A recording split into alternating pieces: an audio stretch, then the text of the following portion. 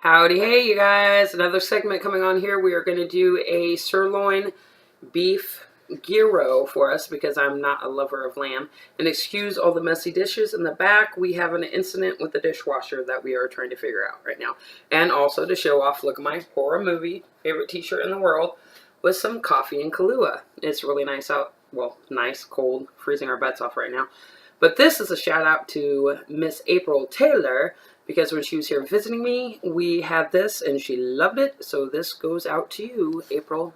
Love ya. There's actually quite a bit of prep with this one. The first thing you want to do is, if you like lamb, get the lamb. I don't prefer it. So like I said before, I went ahead and had this beef petite sirloin steak because it's already kind of stripped down and it's thinner. What you're going to go ahead and do is make sure it's at room temperature. Depending on how many people you're going to feed, I'm only going to take maybe about 5 of these out. I'm going to lay it down, season it with salt and pepper on both sides, and let it rest and stay there for a while. That is your first step.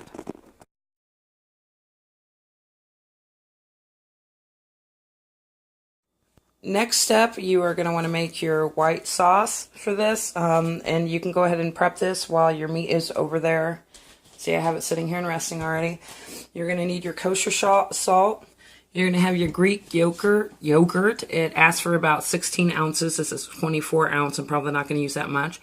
It's going to ask for 4 cloves of garlic. It's going to be 2 tablespoons of the wine vinegar, 1 tablespoon of the extra vinegar. And I'm going to put in dill on here. It asks for mint leaves, but we don't like the mint too well. And it asks for a medium-sized cucumber that we are going to peel and then we are going to dice up. What I have is a little over the cup of the plain Greek yogurt. I went ahead and diced up about half of that cucumber. It is, of course, the peel's off and it's cut up. I want to go ahead and add in some onions, so I put about a half of an onion. Doesn't matter what flavor, just whatever you got. And then I only did 3 of the garlics. I pressed them so they're a little bit easier to use. What you're going to do is take your bowl, your mixing bowl, throw everything in, add in your 2 tablespoons of your vinegar here, 1 tablespoon of your extra virgin oil, and then I will show you how to put in some of your dill that you want for flavoring.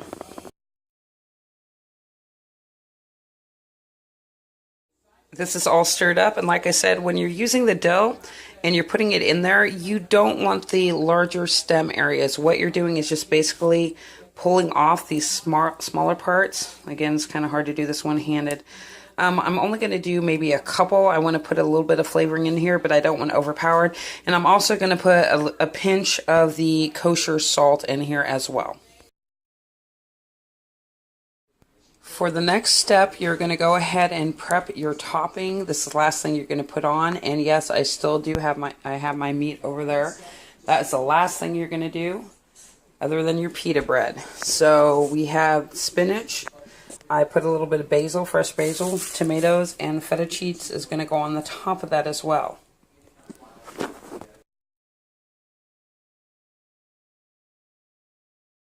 We are getting closer to the finale here. The next step is you want to have your pan with some of your grease on the bottom. I have it pretty hot. And my meat, as you know, has been sitting here for a while. We've been doing prep. I want to go ahead and cook these, but I don't want to cook them all the way through. I still want them to have a little bit of pink in them. I don't want it well done. As you know, well done makes it a little bit hard to chew. So let's go ahead. The pan could have been a little hotter, I should say. Let's go ahead and lay some of these in there.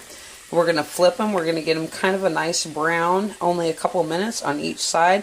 When you're done, I've got my cutting board here. I'm going to let it rest. Typically, you're going to let it rest for as long as you've had it cooked. And we are almost done. Like I said, the next thing is going to be to warm up our pita bread and then to do our toppings.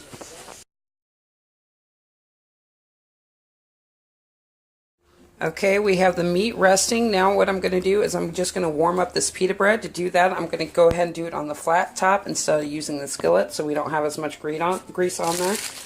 And you're just going to lay it on the flat top while it is hot and flip it over. Then I'm going to put it on the side and we'll cut our meat, and then all you have to do is add your toppings and dinner is done.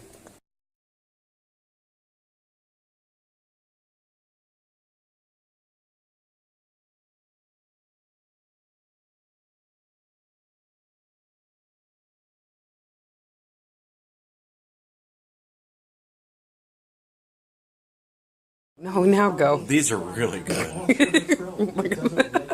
Doug likes it.